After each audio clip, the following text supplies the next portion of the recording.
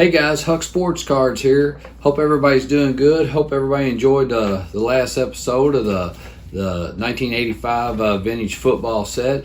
But today I want to get back to doing some vintage baseball, and I want to talk about the Big Red Machine, and that's the Cincinnati Reds from 1970 to 1979. I want to give you some statistics about this team.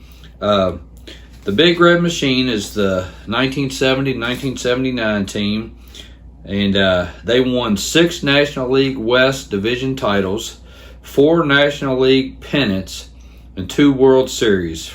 And the 2 World Series was 1975 and 76, and I want to show you those cards today from the 75 and 76 Topps baseball set of the Big Red Machine.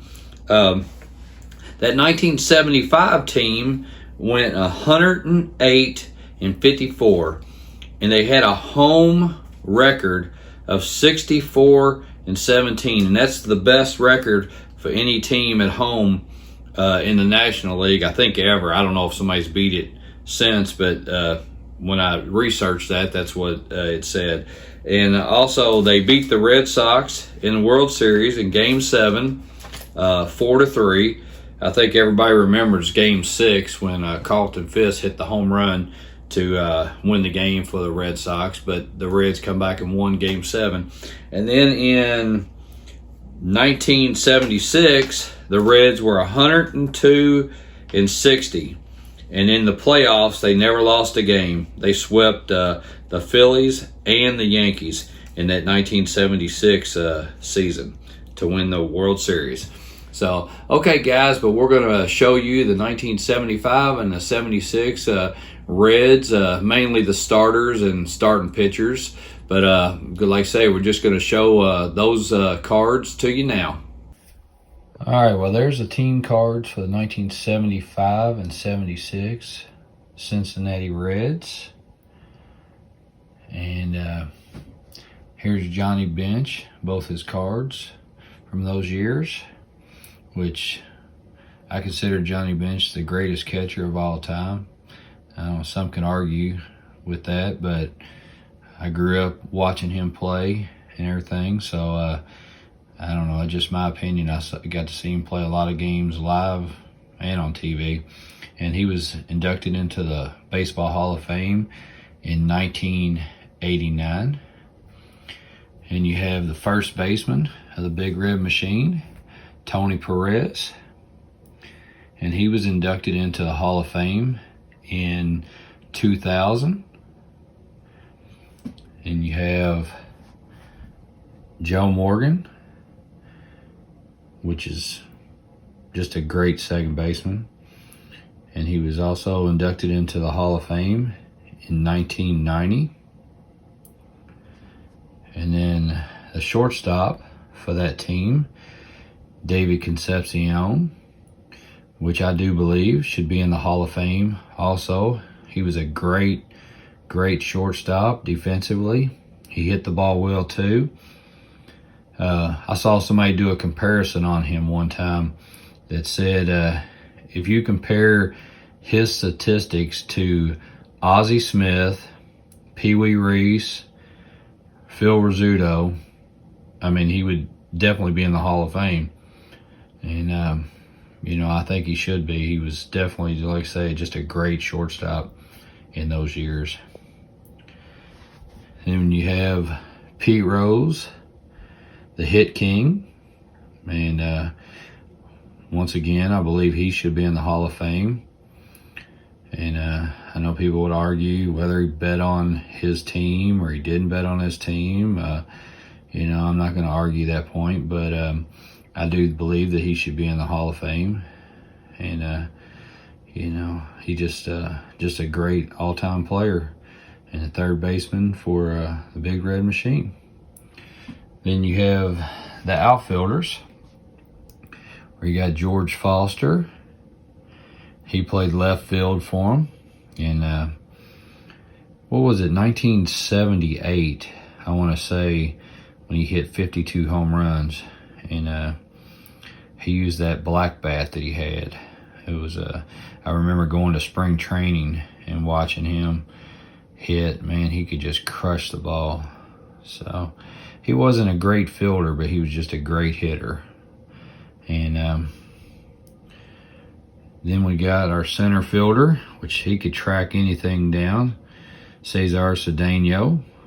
He was just great in the outfield. Yeah, like I said, you could never get anything past him out there. And then Ken Griffey, which he must have had some good genes, because he created a Hall of Famer. So then we have some of the starting pitchers on that team. Jack Billingham, which he won 15 games. There was 3 of them actually that won 15 games that year, and he was one of them. They just had a pitching staff that was just solid, consistent. They would have guys winning 10 games to 15 games and everything. It just, nobody just, was coming out winning 25 games, but they were always just consistent. And then you have Gary Nolan, which, like Jack, he also won 15 games that year. And then you got Don Gullett, which also won 15 games that year. And then Fred Norman, I can't remember how many he won that year. I want to say, well, now I was saying those guys won 15 games in 1975. So all 3 of those guys that I named, Don Gullett, Gary Nolan, and Jack Billingham, won 15 games in 1975. I'm not sure how many they won in 76, honestly. But that Gary Nolan, I think he won like 12 that 75 season. And you got Pedro Pavones, which he became a starter a little bit later on, but he was kind of a reliever at that time, like a long reliever. Then you have some cards here that are there. So like Johnny Bench, he was most valuable player in 1970 and 1972. Then you had Pete Rose was most valuable player in 1973. I just threw those in there because those were in the 75 set. Johnny Bench was a RBI leader in 74 and 75. And that was because all the guys would get on base for him all the time. People like Joe Morgan, and then Joe Morgan would steal some bases. So he was second in the National League. And then there's the 1975 World Series card. So, yeah, this is the Big Red Machine. And they used to crush people. And like I say, in that 1976 series, in the playoffs, they beat the Phillies and the Yankees. They swept both of them to go on to win the World Series. So yeah, this is the Big Red Machine from 1970 to 79. They were called the Big Red Machine.